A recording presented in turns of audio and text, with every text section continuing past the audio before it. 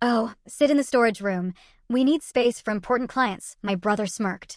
Moments later, his secretary burst in. Sir, Evercrest Capital's CEO is here. I stood up and said, that would be me. Imagine being told your entire life you're not good enough, that your gender disqualifies you from your own family's legacy.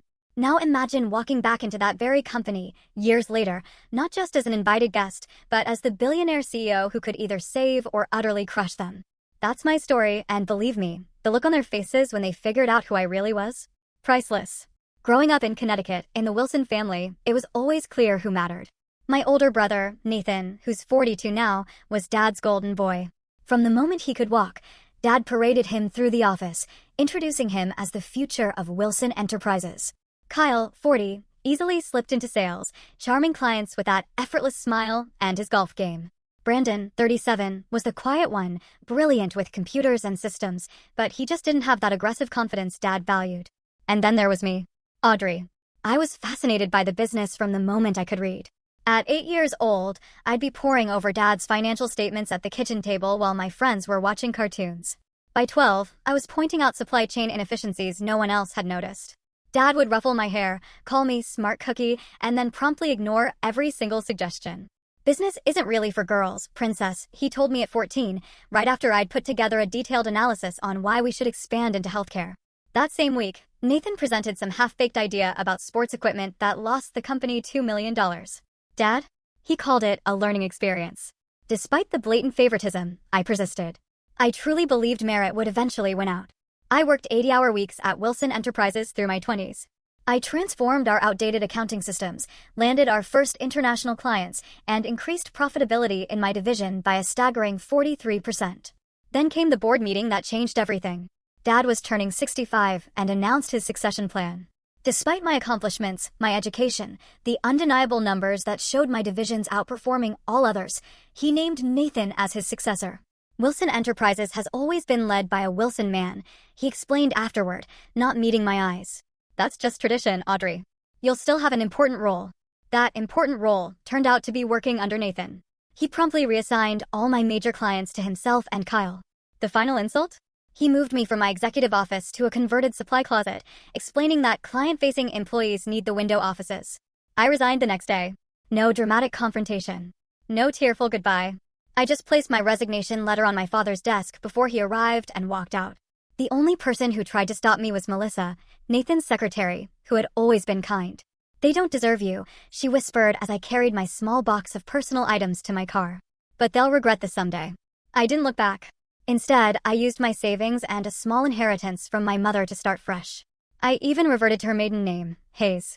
Partly to avoid the nepotism accusations that had followed me through business school, but mostly to ensure my success or failure would be entirely my own.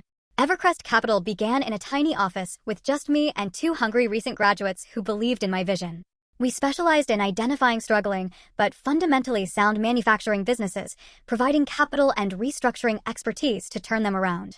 Within 5 years, we were managing a portfolio worth over $500 million. By year 8, we crossed the billion-dollar threshold and moved into our sleek headquarters in Manhattan. All the while, I maintained a strict policy. No one in my family was to know about my success. My executive team understood that any mention of Evercrest to the Wilsons would result in immediate termination. I wasn't hiding out of shame. I was building something that couldn't be dismissed as luck or nepotism. I followed Wilson Enterprises from afar, through industry publications and financial filings. After a strong start under Nathan's leadership, largely riding the momentum of initiatives I had started, the company began a steady decline. Bad investments. Lost clients. Outdated technology. All symptoms of leadership more concerned with appearances than fundamentals. Then, 3 weeks ago, I received the news. My father had suffered a heart attack. He survived, but the event triggered a cascade of problems for the company. Key investors pulled out upon learning of his health issues, and creditors were circling. Wilson Enterprises, the company my father had built over 50 years, was weeks away from bankruptcy. My first instinct? Let it burn. They had made their choice a decade ago. But something, perhaps my mother's voice in my head, reminding me that family is family, made me hesitate. I instructed my team to gather intelligence on Wilson's financial situation. What they found was worse than I imagined. My brothers had nearly run the company into the ground through a combination of incompetence and hubris. They were desperately searching for investors to inject emergency capital. And ironically, Evercrest Capital was on their short list of potential saviors, not because they knew of my connection, but because we had developed a reputation for successful manufacturing turnarounds. When an email invitation to a Wilson family business emergency meeting appeared in my personal inbox, I decided to attend. Not as the CEO of Evercrest Capital, but simply as Audrey, the forgotten Wilson daughter. I would see for myself whether anything was worth saving. The email from Nathan's assistant was formal, impersonal. Your presence is requested at Wilson Enterprises headquarters for a family business discussion on Friday, April 15th at 10 a.m. Please confirm your attendance. No, we miss you or hope you're well. Not even a personal signature. Just a corporate summons after 10 years of silence. I showed the email to Diane, my COO and closest confidant, in my corner office overlooking Central Park. You're not actually considering going, are you? She asked, eyebrows raised. After everything they did? I swiveled in my chair, looking out at the Manhattan skyline. I'm curious. Curious is reading their financial statements, which we've already done. This is masochism, Diane said, perching on the edge of my desk. They're going to try to guilt you into giving them money you earned despite them, not because of them. Maybe, I conceded. But I want to see it with my own eyes. The company. Dad. All of it. Diane softened. And you're going as just Audrey, not as the CEO who could buy their company with her quarterly bonus? Exactly. I want to see how they treat me when they think I have nothing to offer. After confirming my attendance, I spent the week preparing emotionally for the reunion. I chose my outfit carefully, an understated charcoal theory pantsuit that cost more than Nathan's first car, but didn't broadcast its price tag. I wore minimal jewelry, just my mother's simple gold wedding band on a chain around my neck. The drive back to Connecticut was a journey through memories. The exit off I-95 where Dad would always stop for ice cream on summer drives. The high school where I was valedictorian, but my brother's mediocre sports achievements still garnered more family celebration. The coffee shop where I drafted my resignation letter a decade ago. Wilson Enterprises headquarters looked smaller than I remembered. The receptionist didn't recognize me. I had to sign in as a visitor and wait for an escort. Sitting on the same uncomfortable lobby chairs that Dad had refused to replace, despite my suggestions that they created a poor first impression. They're vintage, he'd insisted. Shows we have history. Now, they were just shabby. The elevator ride-up was awkward. I shared it with two young employees who spoke in hushed tones about another round of layoffs and the emergency investor meeting tomorrow. They didn't ask who I was, and I didn't volunteer the information. Kyle was the first brother I encountered. Hurrying down the hallway with a phone pressed to his ear, he did a double take, muttered, "Got to go," into his phone, and pasted on a smile that didn't reach his eyes. Audrey. Wow, it's been a while. He gave me an awkward side hug. You look corporate. Hello, Kyle. Yes, it has been a while. 10 years, to be exact. He had the decency to look embarrassed. Right. Well, Nathan's running around like crazy, preparing for tomorrow. Big potential investors coming. Could save the whole business. He checked his watch. Speaking of which, don't let me keep you. I said coolly. Brandon was next, emerging from what used to be the IT department. He'd aged more than I expected, premature gray streaking his temples. Unlike Kyle, he seemed genuinely pleased to see me. Audrey. He gave me a real hug. I can't believe you came. It's really good to see you. Thanks, Brandon. How have you been? His smile faltered. Oh, busy trying to keep our systems from falling apart while the budget keeps shrinking. He lowered his voice. It's bad, AUD, worse than they're admitting. Before he could elaborate, Nathan's voice boomed down the hallway. Well. Little sis has decided to grace us with her presence. Nathan had gained weight, his once athletic frame now soft around the middle. He'd lost some hair too, though he'd attempted to hide it with an unfortunate comb-over. The tailoring of his suit suggested he still thought he wore the same size as a decade ago. Hey, little sis, he said. So I gathered, I replied. What's the situation? Nathan waved dismissively. Nothing for you to worry about. Just a temporary cash flow issue. Once we secure this new round of funding, everything will be back on track. I could smell the whiskey on his breath at 11 a.m. Some things hadn't changed. Dad's expecting us all for dinner tonight at the house, he continued. 6. Don't be late. You know how he hates waiting for dinner. With that, he was gone, barking orders at a harried-looking assistant as he disappeared into the conference room. My father's house, the sprawling colonial where we grew up, seemed preserved in amber. The same furniture, the same paintings, even the same family photos from before I left. As if time had stopped the day I walked away. Dad looked frail, his once commanding presence diminished by age and illness. Still, when he saw me, something flickered in his eyes, surprise, perhaps relief. Audrey, he said simply, opening his arms. I hugged him, noting how thin he felt beneath his cardigan. You look successful, he observed, studying my face.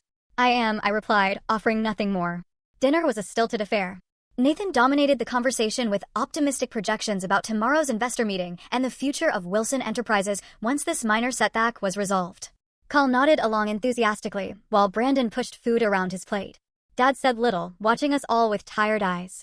I excused myself early, claiming jet lag despite having only driven from New York.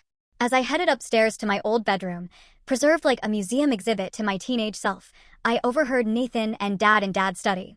Evercrest Capital is our best shot, he was saying. Their representatives sounded interested. If they invest, the others will follow. And if they don't? My father asked, his voice weaker than I'd ever heard it. Don't think like that, Dad. We'll get the money, I promise. I paused outside the doorway, tempted to reveal myself then and there. Instead, I continued to my room, sitting on the edge of my childhood bed and contemplating my next move. Later that night, unable to sleep, I wandered downstairs for water and found my brothers in an impromptu strategy session in the kitchen. They fell silent when I entered. Don't stop on my account, I said, filling a glass from the tap. Just business stuff, Kyle said quickly. Nothing that would interest you.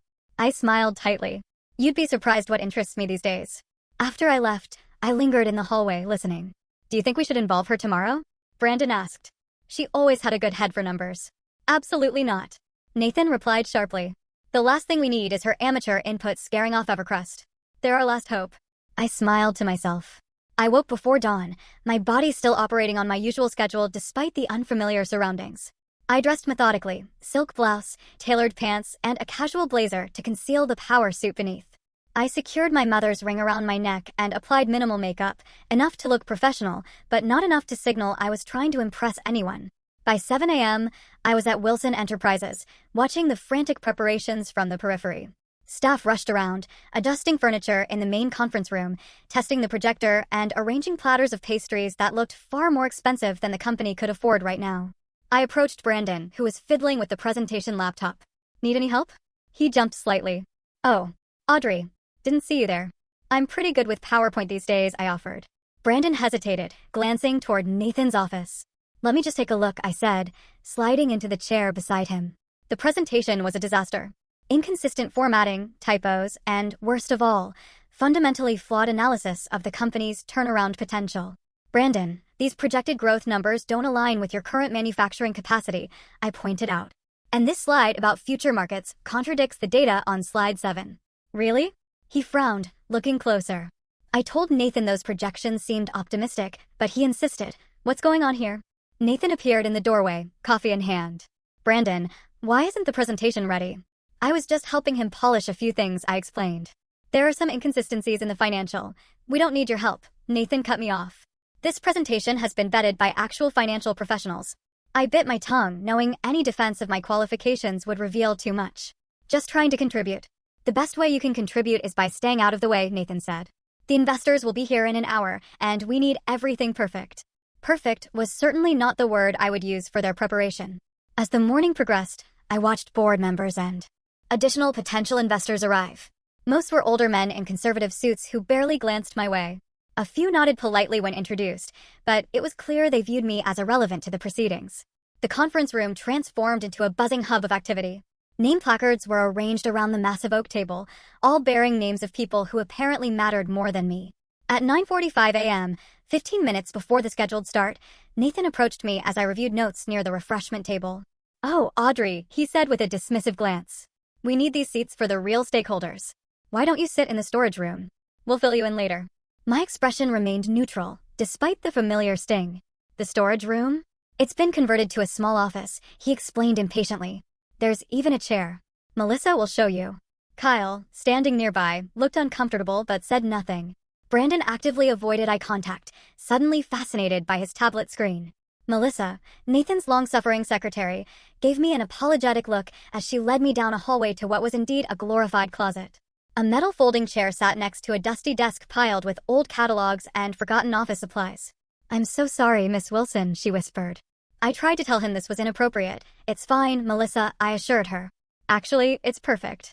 She looked confused but nodded and left me alone in the cramped space. The irony wasn't lost on me. Billionaire CEO relegated to a storage closet in the company her father built.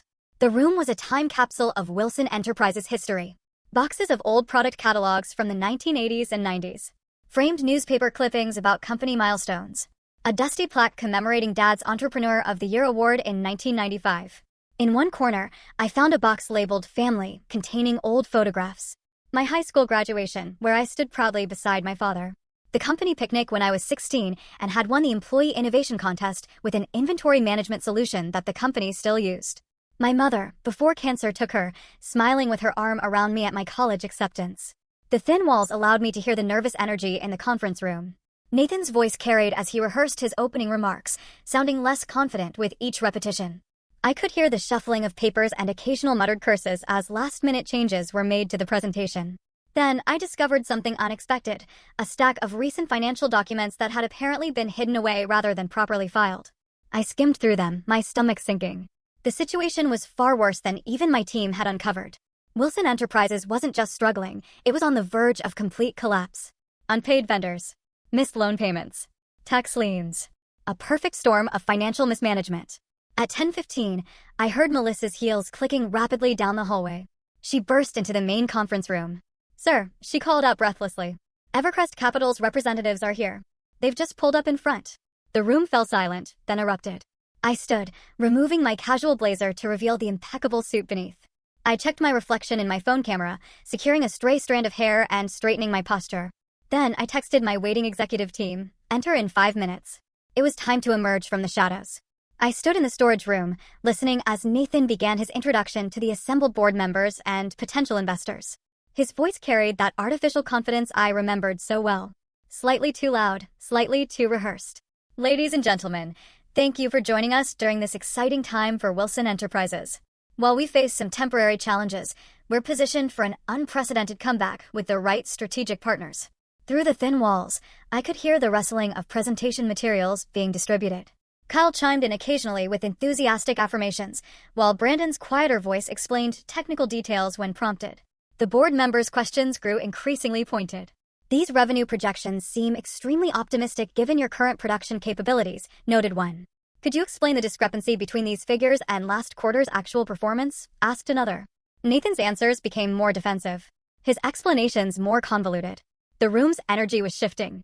I could feel the potential investors' interest waning with each unconvincing response. Then came the moment that changed everything.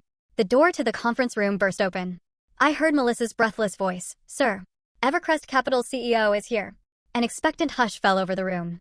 I imagined them all turning toward the main entrance, waiting for the arrival of the financial savior they'd pinned their hopes on. I counted to 5, took a deep breath, and opened the storage room door. The silence that greeted my entrance was absolute. 20 faces turned to me in confusion. Then shock as understanding slowly dawned. Nathan stood frozen, mid-gesture, at the head of the table, presentation remote dangling from his hand. "Sorry I'm late," I said calmly, walking to the empty chair at the opposite end of the table. I was reviewing some interesting financial documents in the storage room where I was asked to wait. Nathan recovered first, his face contorting in confusion. "Audrey, what are you doing?" "We're in the middle of an important meeting. Waiting for Hayes from Evercrest Capital."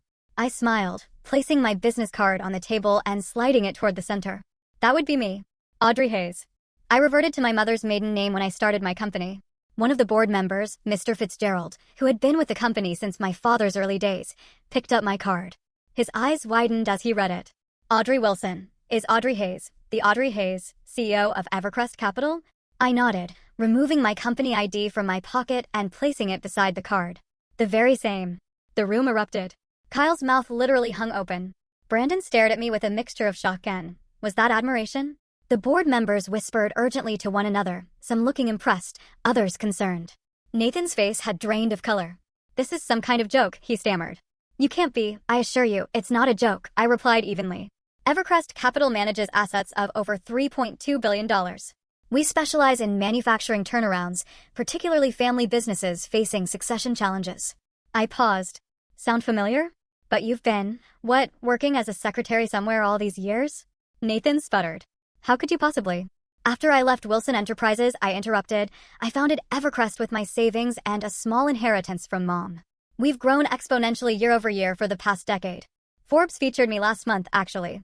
The invisible billionaire, they called me, due to my preference for privacy." Nathan attempted to regain control of the room. "Everyone, let's take a short break.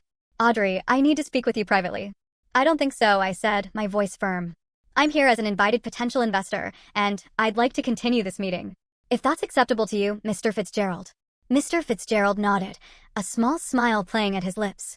Several other board members murmured. Agreement. Excellent, I said, opening my portfolio. Now, I've reviewed the materials you provided to my team, as well as some additional documents I found while waiting in storage. I have several concerns I'd like to address. For the next 30 minutes, I methodically dissected the company's financial situation, pointing out the mismanagement, poor strategic decisions, and accounting irregularities that had brought Wilson Enterprises to the brink of bankruptcy. I was professional, but unsparing, backing every criticism with specific examples and data. The European expansion 3 years ago consumed 40% of available capital, but has yet to generate positive returns, I noted. The Miller account was lost due to repeated quality control failures that weren't addressed despite multiple warnings. And the company has been operating with outdated manufacturing technology, while the executive suite was renovated twice in 5 years. Nathan's face grew increasingly red as I spoke. When I finished, he exploded. This is ridiculous. You come back after abandoning the family. Nathan, Carl said quietly, maybe we should listen. No. Nathan slammed his hand on the table. She doesn't know what she's talking about. She's been gone. She's an outsider. Actually, Brandon interjected, surprising everyone. Everything she said is accurate. I've been trying to raise these same issues for years. The room fell silent again. Then, from the doorway, came a voice I immediately recognized. Let her speak, Nathan. My father stood there, looking older and frielier than he had at dinner, but with a commanding presence that had built Wilson Enterprises from nothing. He walked slowly to an empty chair, nodded for me to continue. Thank you, I said, acknowledging him with a slight nod before addressing the room again. Despite these challenges, I believe Wilson Enterprises has a solid foundation worth saving. The brand still has value. The core product line remains competitive. The workforce is skilled and loyal. I laid out my proposal. Evercrest would provide emergency capital in exchange for a controlling interest. There would be a restructuring of leadership, with performance-based metrics determining who stayed in management roles. The company would refocus on its most profitable product lines while modernizing its manufacturing capabilities. This isn't a hostile takeover, I clarified. It's a rescue operation. But it requires acknowledging reality and accepting significant changes. Nathan scoffed. So you want us to hand over the company Dad built to you after you walked away? I didn't walk away, Nathan. I was pushed out. You moved me to a closet, very much like the one you put me in today. I met his gaze steadily. But this isn't about the past. It's about whether Wilson Enterprises has a future. Kyle, always the peacemaker, attempted to mediate. Maybe we should consider Audrey's proposal. We do need the capital, and her track record speaks for itself. Brandon nodded in agreement. The company needs help. We all know it. Nathan looked to our father, clearly expecting him to back him up, as he always had. Dad, tell them this is crazy. We can't let an outsider take control, even if she is family. Dad was quiet for a long moment, looking between us with tired eyes. For 10 years, he finally said, I've watched this company decline under your leadership, Nathan.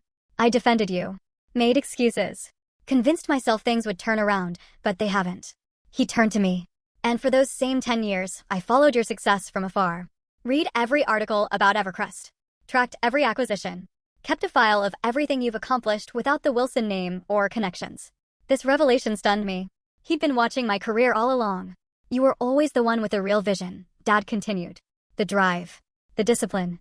I was wrong to overlook you because of tradition or gender or whatever foolish reason I told myself. He looked around the table. We should listen to Audrey. Not because she's family, but because she's earned the right to be heard. The room was silent as the weight of his words settled over everyone. Nathan looked as though he'd been slapped. Kyle appeared relieved. Brandon wore an expression that said, finally. I maintained my professional demeanor, though inside, emotions threatened to overwhelm me. Thank you, I said simply. I'll need complete access to all financial records and operations before making a final decision. My team is waiting outside and can begin the assessment immediately. I'll require an answer on my terms within 48 hours. This meeting is adjourned for now. I suggest everyone take time to consider what's truly best for the company's future. As I walked out, board members and investors parted to let me pass, several nodding respectfully. Nathan remained frozen at the head of the table, his presentation forgotten. Kyle followed me, already trying to establish himself as my ally. Brandon hung back, but gave me a small thumbs up when our eyes met. At the door, Melissa waited with a smile. As I passed, she whispered, "That was badass, Ms. Hayes." Indeed, it was. The Montclair Hotel's presidential suite had been transformed into Evercrest's temporary command center. When I entered, my executive team, Diane, Marcus, and Raj, looked up expectantly from their laptops. So, Diana asked, searching my face. How did our little surprise go over? I kicked off my heels, dropping onto the nearest sofa. About as well as you'd expect when you revealed to your estranged family that you're secretly a billionaire who could buy their failing company with pocket change. That good? Marcus grinned. Nathan looked like he was having a stroke, I admitted, feeling a mixture of vindication and unexpected guilt. Dad actually defended me. Said he'd been following my career all along. Seriously? Diane raised an eyebrow. The same dad who passed you over for being female? I shrugged, the emotional complexity of the day finally hitting me. People are complicated. Once my team dispersed to begin their preliminary assessment, I allowed myself a moment alone. 10 years of proving myself, of building something from nothing, had culminated in today's revelation. The victory should have felt sweeter than it did. My phone began lighting up with notifications. Nathan had tried calling 3 times. Kyle had sent a rambling, sycophantic text about always believing in me and being excited about our new partnership. Brandon's message was simpler. I'm sorry. You are always the smartest one. Let me know how I can help. Dad hadn't reached out. I ignored them all, staring out at the Connecticut skyline I'd left behind a decade ago. The satisfaction I'd anticipated felt hollow in my chest, mixed with complicated grief for what might have been if things had been different. Diane found me there an hour later, still contemplating the view. The preliminary numbers are even worse than we thought, she reported. They've been cooking the books for at least 2 years. Classic case of hiding declining revenue with creative accounting. Could criminal charges be involved? I asked. Possibly. It's more incompetence than malice, from what I can tell, but the SEC might see it differently. I nodded, still distracted. What would you do, Diane, as a purely business decision? She considered the question carefully. Objectively? I'd walk away. There are better investment opportunities with less emotional complication. The Wilson name isn't worth what it once was. But she sat beside me. It's your family, Audrey. Despite everything. But that doesn't mean you owe them salvation. There's a difference between forgiveness and setting yourself on fire to keep others warm. A knock at the door interrupted us. The hotel staff announced a visitor, Samuel Wilson. Dad looked even more fragile in the elegant hotel surroundings than he had in the boardroom. He stood awkwardly in the entryway, declining a seat when offered. I won't stay long, he said. I just needed to speak with you privately. Diane excused herself, leaving us alone. Impressive operation you've built, Dad observed, gesturing to the laptops and documents spread across the suite. Thank you. An uncomfortable silence stretched between us. I'm sorry, Audrey, he finally said. For 10 years ago. For all of it. I'd imagined this moment countless times, rehearsed what I would say, the accusations I would level. Now, faced with his genuine contrition, those prepared speeches evaporated. Why? I asked simply. Was it really just because I'm a woman? He shook his head, looking ashamed. That was part of it, outdated thinking I was raised with. But mostly it was fear. You are so much more capable than your brothers, so much more like me than any of them. I was afraid you'd build something better than I had. Make my legacy seem small in comparison. He gave a sad laugh. And then you went and did exactly that anyway. I didn't do it to spite you, I said quietly. I know. You did it because it's who you are. A builder. A visionary. He met my eyes directly. Like I used to be. Before I got caught up in preserving rather than growing. Another silence fell between us. There's something else, he said finally. Something the boys don't know yet. My health situation is more serious than I've let on. The heart attack revealed advanced coronary disease. The doctors give me a year, maybe 2, with aggressive treatment. The news hit me harder than expected. Despite everything, he was still my father. I'm sorry, I said, meaning it. I don't tell you this for sympathy, he clarified. But because I need you to understand what I'm asking. Wilson Enterprises isn't just a company to me. It's my life's work. The thought of it disappearing, of nothing remaining to show for 50 years of building, he trailed off, emotion catching in his throat. You want me to save it? I finished for him. I want you to consider saving it, he corrected. Not for Nathan, or Kyle, or even me. But as a legacy worth preserving, flawed though it may be. After he left, I sat alone for a long time, conflicting emotions warring within me. The professionally detached CEO in me said to walk away. Wilson Enterprises was a risky investment at best. The wounded daughter wanted nothing more than to reject their desperate need, to let them face the consequences of pushing me away. But another voice whispered insistently, my mother's. She had always been the compassionate counterbalance to Dad's ruthless pragmatism. Family is family, she would say, even when they disappoint you. I called my therapist, Dr. Levine, for an emergency session. We'd worked together for years, processing the complex grief and anger I carried from my family relationships. It sounds like you're at a crossroads, she observed after I explained the situation, professionally and personally. I built Evercrest to prove them wrong, I admitted. To show my father, he made a mistake choosing Nathan over me. Now that I've done that, what's left? Perhaps the more important question. The question lingered with me as I directed my team to conduct a thorough analysis of Wilson Enterprises' financials. They worked through the night, accessing systems with passwords Brandon quietly provided, uncovering the full extent of the company's troubles. By morning, I had the complete picture, and it wasn't pretty. Years of mismanagement had left the once thriving company on life support. Multiple divisions were hemorrhaging money. Client relationships had deteriorated. Talented employees had fled for competitors. Yet, beneath the dysfunction, I could still see the bones of something worth saving. The core manufacturing technology remained sound. Several product lines continued to perform well despite neglect. Most importantly, many loyal employees had stayed, keeping things running through sheer determination. After 48 sleepless hours, I made my decision. I would help save Wilson Enterprises, but on my terms, with clear boundaries between family and business. 3 days after my dramatic revelation, I returned to Wilson Enterprises with my full executive team. We arrived precisely at 9 a.m., striding through the lobby like a tactical unit. Employees whispered as we passed, word of my true identity having spread throughout the company. The boardroom had been prepared for our arrival. Fresh flowers, premium coffee service, presentation materials meticulously arranged. Nathan stood stiffly near the head of the table, clearly uncertain of his role in this new paradigm. Kyle hovered nearby, smiling too broadly. Brandon waited quietly by the projection equipment, looking more at ease than I'd seen him in years. The board members filed in, followed by my father, who took a seat to the side, present but deliberately not at the head of the table. Good morning, I began once everyone was seated. Thank you for agreeing to this meeting on such short notice. My team has completed our preliminary assessment of Wilson Enterprises' financial position and operations. Today, I'll present our findings and a proposed path forward. For the next hour, I laid out in meticulous detail exactly what had gone wrong with the company and when. I was professional but unflinching, identifying specific decisions that had contributed to the decline. Nathan squirmed as I highlighted his European expansion failure. Kyle looked at the floor when I mentioned the loss of 3 major clients under his sales leadership. The company currently has negative cash flow of approximately $2.3 million per month, I concluded. At this burn rate, without intervention, Wilson Enterprises will be insolvent within 45 days. A heavy silence fell over the room. However, I continued. We believe the company can be saved with immediate, decisive action.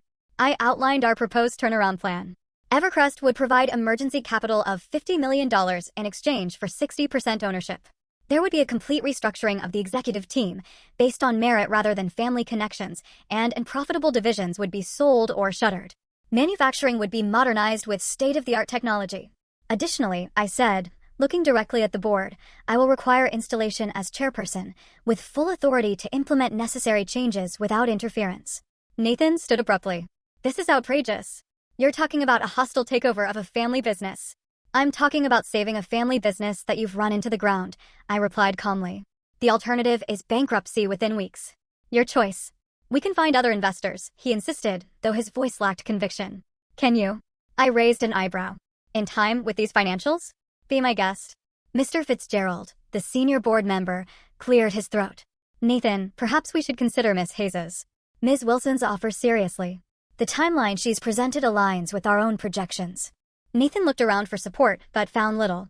Even Kyle was studiously examining his coffee cup.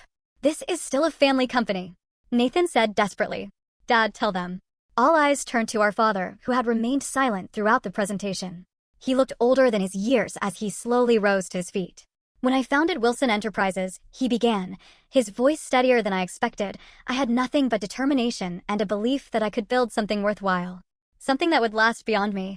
He looked around the room. Somewhere along the way, I confused preserving my control with preserving the company itself. He turned to Nathan. Son, I did you no favors making you CEO before you were ready. I set you up to fail because I couldn't let go properly. Then to me. And Audrey, I failed you by not recognizing your talents when they were right in front of me. The room was utterly silent. This company bears our name, he continued. But its future matters more than our pride. If Audrey and her team can save what we've built, give employees security, and restore Wilson Enterprises to something we can be proud of, then we should be grateful, not defensive. Nathan stared at our father in disbelief. You're taking her side after everything I've done? This isn't about sides, Nathan, Dad interrupted firmly. It's about survival. While Nathan processed this betrayal, Kyle, ever the opportunist, stepped forward. I think we should accept Audrey's offer. I'm happy to continue in whatever capacity would be most helpful. Brandon nodded in agreement. The plan makes sense. It's our best option. Backed into a corner, Nathan requested a private conversation with our father. They disappeared into an adjacent office while the board members murmured among themselves. Diane leaned close to me. That went better than expected. It's not over yet, I cautioned. Nathan won't surrender control easily. 20 minutes later, Nathan and Dad returned. Nathan's face was flushed, but his demeanor had changed. After discussing the situation with our father, he announced stiffly, I've decided to accept Evercrest's offer. With one condition, I remain on the executive team in some capacity. I considered this request. Keeping Nathan involved would be complicated, but firing him outright might create unnecessary resistance. You can remain as VP of Client Relations, I decided. Your institutional knowledge of long-term clients will be valuable during the transition. However, I added, this position will have clearly defined performance metrics, like every other role in the new structure. Nathan clearly hated the demotion, but recognized it was the best offer he would get. He nodded tersely. With that settled, the board voted unanimously to accept Evercrest's investment. The following weeks were intense. My team and I worked 16-hour days, implementing the turnaround plan. We conducted a comprehensive audit of every department, identified salvageable operations, and made difficult decisions about what had to go. The first executive meeting under the new structure was predictably tense. Nathan sat silently fuming as I outlined the changes in reporting structure and accountability standards. Kyle adapted quickly, already trying to position himself as my trusted lieutenant. Brandon seemed relieved to finally have his technical expertise valued appropriately. From now on, I announced, advancement will be based on merit, not family connections. Everyone, including myself, will be held to the same performance standards. Implementation wasn't easy. Longtime employees loyal to Nathan resisted the new processes. Some openly questioned my authority despite my official title. Others were simply resistant to change after years of doing things the Wilson way. Nathan himself engaged in subtle sabotage, forgetting to include me on important client communications, undermining my directives when speaking to his direct reports, spreading rumors about Evercrest's intentions to eventually sell off the company. After catching him in a particularly damaging lie to a major client, I called him into my office, formerly his office, which surely added to his resentment. This stops now, I said, sliding evidence of his sabotage across the desk. I understand this transition is difficult for you, but your behavior is harming the very company you claim to care about. You have no idea what it's like, he hissed. To watch everything Dad built, everything I was supposed to lead, handed over to my little sister who abandoned us. I didn't abandon the company, Nathan. I was pushed out. By you. I let that sink in before continuing. But that's the past. Right now, we have 300 employees depending on us to save their jobs. Can you set aside your ego long enough to help them? Something in my appeal seemed to reach him. Not completely, but enough that his active resistance began to diminish. Kyle, predictably, proved to be a weather vane, pointing whichever way the wind of power blew. Once he realized my leadership was firmly established, he became enthusiastically supportive. His sales skills were genuinely valuable when properly directed and monitored, and he thrived with clear guidelines and accountability.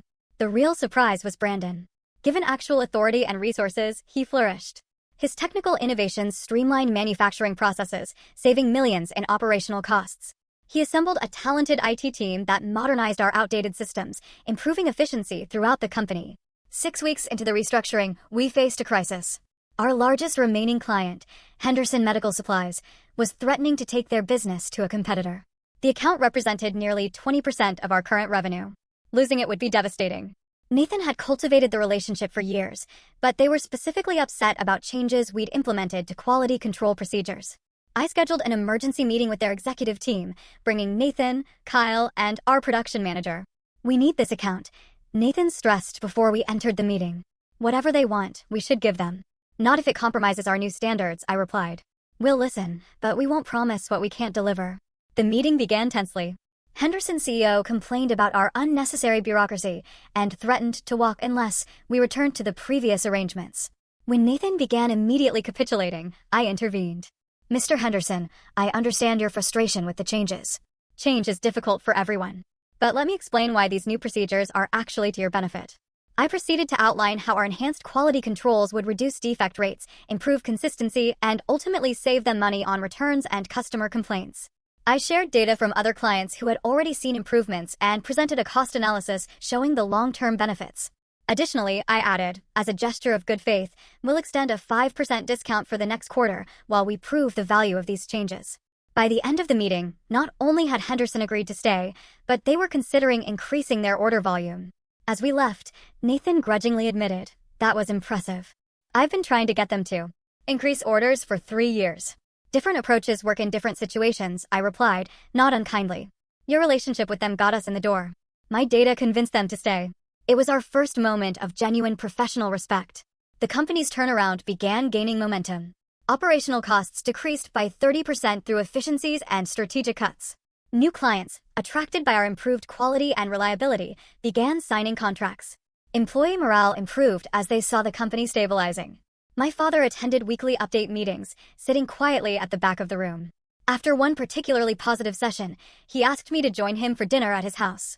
The family home felt different now, less intimidating, more like a place of faded memories. We sat in the dining room where countless tense family meals had taken place. You've accomplished more in 2 months than Nathan did in 10 years, Dad said without preamble. I had a stronger foundation to start with, I replied, not wanting to deepen the rift between him and Nathan. And a more urgent situation that allowed for dramatic changes. He smiled slightly. Always diplomatic when it counts. Your mother was the same way. The mention of Mom created a moment of shared remembrance between us. I've been thinking about her a lot lately, he admitted, wondering what she would think of all this, of what I did to you. She would have been disappointed, I said honestly. But she also believed in second chances. He nodded, looking down at his barely touched dinner. That's what I'm hoping for. A second chance to be the father you deserved. The words hung between us. I'd like that, I said finally. But it will take time. Trust isn't rebuilt overnight. I understand. He hesitated, then added, would you consider making these dinners a regular thing? Just to talk. No business. It was a small request, yet somehow monumental in its implications. A first step toward healing what had been broken. I think I can manage that, I agreed. The following week, I instituted a new tradition, family dinner every Sunday evening. Not mandatory, but open to all Wilsons. The first few were awkward, conversations stilted and carefully avoiding controversial topics. But gradually, something shifted. Nathan brought his wife and teenage sons, who were curious about their badass and they'd barely known. Kyle actually prepared a dish, rather than bringing store-bought contributions. Brandon showed up early to help set up. During the third such dinner, Nathan made a self-deprecating joke about his failed European expansion. We all froze, unsure how to respond, until I laughed, genuinely laughed, and the tension broke. Soon, everyone was sharing stories of business missteps and lessons learned.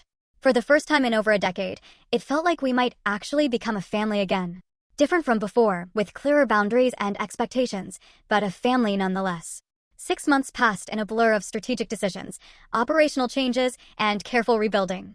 What had once seemed impossible was now reality. Wilson Enterprises was not just surviving, but beginning to thrive again. The emergency capital infusion had stabilized our finances.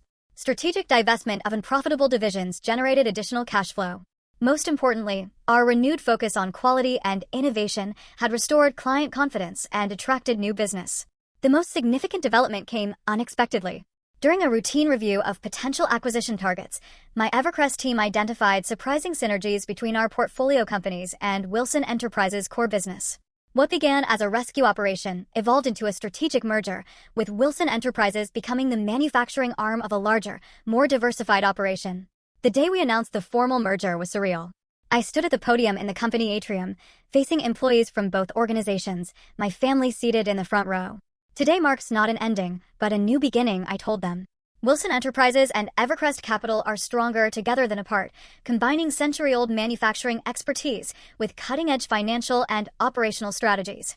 I glanced at my father, who nodded slightly, pride evident in his eyes. The company transformation had catalyzed family transformation as well. Nathan had initially struggled with his diminished role, but eventually found his niche in client relationship management, where his natural charisma could shine without the burden of operational leadership. He'd never be my closest confidant, but we had reached a professional détente that seemed impossible months earlier. Kyle thrived in the new structure, his sales talents amplified by proper support systems and accountability. Without the pressure to be something he wasn't, he became more authentic and effective. Our relationship warmed as he stopped competing and started collaborating. Brandon experienced the most dramatic change. Given resources and recognition, he developed into an exceptional technical director. We discovered a natural sibling shorthand, often finishing each other's sentences during planning sessions.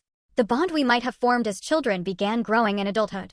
Our father attended board meetings regularly, despite his health challenges, offering historical context without attempting to control outcomes. His doctors reported surprising improvements in his condition, attributing it to reduced stress and a renewed sense of purpose. The weekly family dinners had evolved from awkward obligations to genuine gatherings. Not always harmonious. We were still Wilsons, after all, but increasingly comfortable. We were learning to be a family defined by more than business.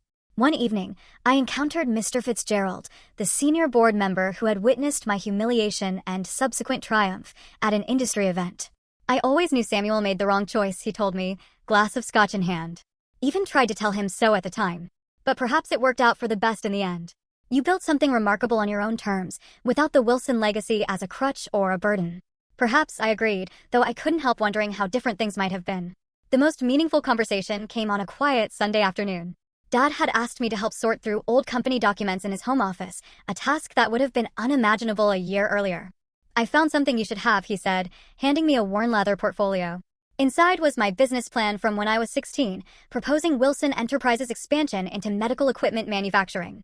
The very plan he had dismissed as unrealistic, despite its meticulous research and projections. I kept it all these years, he admitted.